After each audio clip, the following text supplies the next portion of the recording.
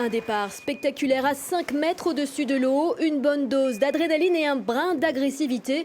Voici le slalom extrême, sorte de Formule 1 du canoë-kayak. Ici, pas de contre-la-montre, mais une confrontation directe entre 4 concurrents. Le premier arrivé gagne, une discipline qui demande d'autres compétences que le slalom traditionnel. C'est un sport de contact où il faut se rentrer dedans, il ne faut pas avoir peur des autres, il ne faut pas avoir peur de se faire mal.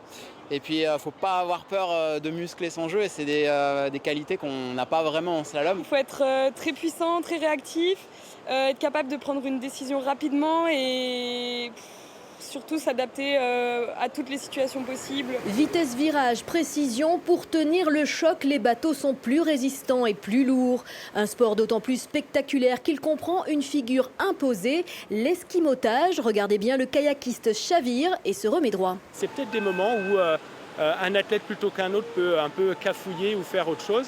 Et donc, ça donne l'opportunité aux autres de peut-être dépasser ou de se faire dépasser. Une manœuvre qui ne manque pas d'impressionner le public, définitivement conquis par cette discipline méconnue. J'aime beaucoup le canoë-kayak et je trouve ceci très excitant à voir. Pourquoi ? Ils se donnent tant de mal, ils travaillent si dur. Un sport qui n'a pas fini de mettre l'eau à la bouche de tous les amateurs de sensations fortes et qui, pour la première fois de son histoire, sera représenté aux Jeux Olympiques de 2024.